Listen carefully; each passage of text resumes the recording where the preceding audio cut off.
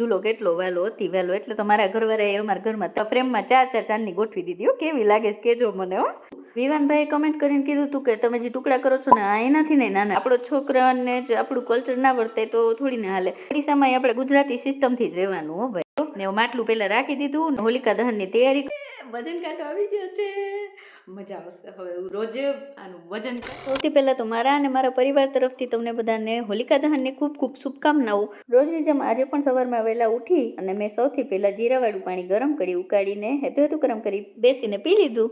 શ્રેત માટે સ્કૂલની તૈયારી કરી, ટિફિન બનાવ્યું અને એને રેડી કર્યો. શ્રેતને હું બે બારે ગયા હતા તો શ્રેતના પપ્પા પણ આવી ગયા હતા નાસ્તો કરવા માટે. એ તો સવારે 5 વાગે દુકાને વહી ગયા હોય. શ્રેતની બસ આવી ગઈ એટલે શ્રેત વહી ગઈ સ્કૂલે. આજે એને સ્કૂલમાં છૂટી નથી, કલર લઈને ગયો હતો કે અમે બધા હોળી રમશી આજે સ્કૂલે. મમ્મી દેવાબતી કરતા હતા, જો ઘંટડીનો અવાજ આવે છે. હું બટેકા પૌવાની તૈયારી કરવા માંડી. તેલ મૂક્યું, રાઈ જીરું તતડી ગયા, બધું સુધાર્યું હતું, નાખી દીધું અને ઝટપટ છમકારામાં મારા બટેકા પૌવા તૈયાર. જો ધુવાડા નીકળે કેવા બન્યા છે જોઈને કહેજો તમે જરાક. અને જો 7:30 થોડીક વાર છે ત્યાં હું નાસ્તો કરવા બેસી ગઈ હતી. તમને તો ખબર જ છે મને ઝૂલો કેટલો વહેલો અતિ વહેલો, એટલે તો મારા ઘરવાળાએ અમારા ઘરમાં 3 જગ્યાએ ઝૂલા નાખી દીધા. એટલે તું તારે રાણીની જેમ મજા જ કરી રાખ્યો. આર્યું બટેકા પૌવાને દહીંનું પોષણ મૂલ્યનું કોષ્ટક. ઝૂલાની આદત તો નાનપણથી છે એટલે ધીરે ધીરે છૂટશે. તો 9:30 થયા એટલે જાસૂદની ચા બનાવીને પી લીધી. આનો પણ વિડીયો મેં મૂક્યો છે, તમે જોઈ લેજો. ને પછી કસરત મેં કીધું ફટાફટ કેમ બતાવું, એટલે એક ફ્રેમમાં 4 ચાંદની ગોઠવી દીધી. કેવી લાગે છે કેજો મને.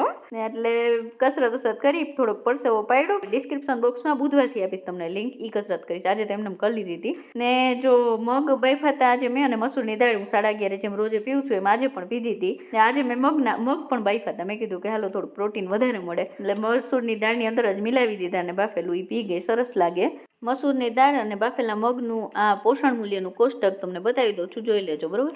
અને પછી સવાર થયો એટલે જમવા બેસી ગયા. આજે જમવામાં મેં છે ને જુવારનો રોટલો બનાવ્યો હતો અને મગની દાળ ને દૂધીનું શાક હતું, સંભારો, ગાજરનો છાશ ને બસ જો આ થાળી બતાવીને એવી રીતે એટલું ખાધું હતું. વિવાનભાઈએ કમેન્ટ કરીને કીધું હતું કે તમે જે ટુકડા કરો છો ને આ એનાથી નહીં નાના ટુકડા કરજો, એટલે હવે કાલથી ઠીક છે એમ કરીશ. મેં કીધું આજે હોલિકા દહન છે એટલે અહીંયા તો ઓડિશામાં અમારે એવું કે જેન્ટ્સ લોકો જ પ્રગટાવા જાય, લેડીઝ લોકો ના દર્શન કરે. એ લેડીઝ લોકો સવારે દર્શન કરી આવે એવું. મને તહેવાર ઉજવવાનો બહુ શોખ, અને મેં કીધું આપણો છોકરાને જ આપણું કલ્ચર ના વર્તે તો થોડી ના હાલે. એટલે હું જો માટલું ઉતારી લીધું, માળિયામાં પડ્યું હતું ને નાનકડું, અને એમાં મગ, ચણા અને ઘઉં નાખીને મેં કીધું હાલો આપણે ઘૂઘરી બનાવશી. જેમ દેશમાં સવારમાં પ્રસાદ વેચવા આવે ને આપણે જે હોલી પ્રગટાવી હોય એના, તો આપણે ઘરે ખુદથી કરીએ. બીજું હું છાણાની તો નહીં, પણ લાકડા પાંદડા જે કંઈ મળે એની કરું. એટલે મગ નાખ્યા ને મગને જો માપ ને બધું હું છે ને એક અલગથી વિડીયો સેપરેટ બનાવીશ હોલિકા દહનનો, એ બતાવી દઈશ. એ બધું ધોઈ નાખ્યું. અને ઘઉં હતા ને એટલે ઘઉં પછી પપ્પા દુકાનથી આવ્યા ને ત્યારે બપોરે જમવા આવ્યા ને ત્યારે લેતા આવ્યા, એટલે ઘઉં પછીથી નાખ્યા. એટલે પાણી નાખીને પલાળી દીધું બધું બપોરે જમીને. આજે ઉતાવળ કરતી હતી, ઘઉં આવી ગયા એટલે ઘઉં નાખી દીધા.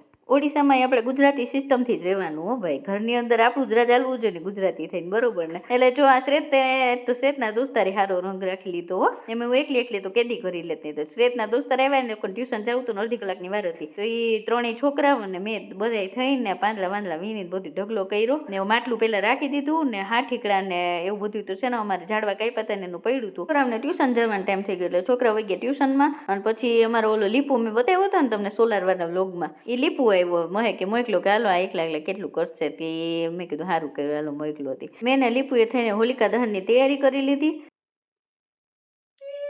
વજન કાંટો આવી ગયો છે, મજા આવશે હવે રોજે આનું વજન કરી અને કમ્યુનિટી પોસ્ટમાં મૂકીશ. આજે મેં મૂક્યું છે કમ્યુનિટી પોસ્ટમાં.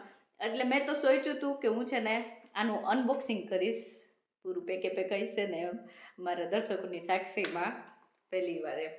પણ એમાં એવું થયું, મેં દુકાનના એડ્રેસમાં મૂક્યું હતું ને તો શ્રેતના પપ્પાએ દુકાને આવ્યો વજન કાંટો, એટલે શ્રેતના પપ્પાએ છે ને પોતે વજન કર્યો, આખી દુકાનના સ્ટાફ લોકોને બધાને કરાવડાવ્યું, આજુબાજુ દુકાનવાળાને બધાને કરાવડાવ્યું. એટલે મારું અનબોક્સિંગ તો દુકાને જ થઈ ગયું હતું.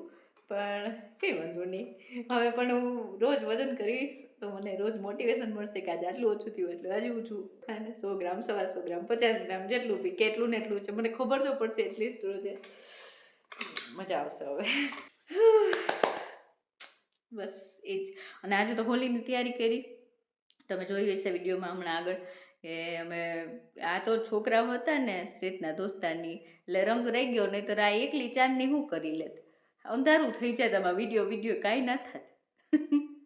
એટલે જો ટાઈમ રહે તો રાતે જલાવશી, બધું આવી જાય તો લઈ લઈશ. ને નહીં આવે ને તો પછી કાલના વિડીયોમાં બતાવીશ, બરોબર. એક હોલી સ્પેશિયલ વ્લોગ જ બનાવીશ હું. આજે રોંઢે મેં કંઈ ખાધું નથી, કારણ કે આ બધું કરતા હતા ને હોલીનું ની, એમાં પાણી બહુ જ પીધું, કંઈ ખાવાની ઈચ્છા જ નથી, પછી કંઈ ખાધું તો નથી મેં. ખાધું એમાંય નથી પાછું કે રાતે છે ને આજે અમે હોલીના દિવસે મગ લાપસી બનાવીએ, તો લાપસી થોડીક ખાઈશ, એટલે મેં કીધું કે નથી ખાવું, મગ લાપસી થોડાક ખાઈશ. આજે હોલી છે, ત્યોહાર છે, તો થોડુંક. અને એમાં મને છે ને આમ ત્યોહાર સેલિબ્રેટ કરવાનો બહુ આમ શોખ. ઓલા ઘરે તમે ન કરતા, નવા ઘરે શિફ્ટ થયા પછી તો હું અત્યારે આ 4 વર્ષ થયા દર વર્ષે કરું જ છું. અને હવે તો યુટ્યુબમાં આવી એટલે સ્પેશિયલ બ્લોગ પણ બનાવીશ એમ. મને બહુ શોખ ત્યોહાર ઉજવવાનો, અને એમ આપણે છોકરાઓએ શીખીને આપણને જોઈને કે ભાઈ આપણા ગુજરાતી કલ્ચર આવું છે એમ, બરાબર ને. એટલે ઘરમાં તો ગુજરાતી જ બોલવાનું કમ્પલસરી અમારે. અને ત્યોહાર મને સેલિબ્રેટ કરવા ગમે, એટલે હું બધાય ત્યોહાર ધૂમધામથી મારાથી થાય ને એવી કોશિશ કરીને મનાવું. શું કેવું તમારે, કે કેવું તું ભૂલી ગઈ હવે. ફાઇનલી મિત્રો, આજે પણ ટીક માર્ક કરવાનો સમય આવી ગયો છે. 2 માર્ચ 2026, ક્રોસ માર્કનું નિશાન. ફટાફટ દિવસ જાય છે, મહિનાનું કેલેન્ડરનું પત્તું બદલી ગયું.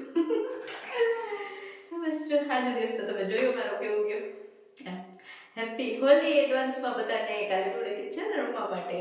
આજે હોલિકા દહનની તમને બધાને અમારા પરિવાર તરફથી ખૂબ ખૂબ શુભકામનાઓ, બરોબર ને. ખુદનું ધ્યાન રાખજો, પરિવારને બધાનું ધ્યાન રાખજો. અને ચલો હવે હું રજા લઉં. જય શ્રી કૃષ્ણ. ચમકતી ચાંદનીના જય શ્રી કૃષ્ણ. ફરી પાછા મળીએ કાલે રાત્રે 10 વાગે. ત્યાં સુધી રજા આપો. જય Shri Krishna. Bye bye. Good night.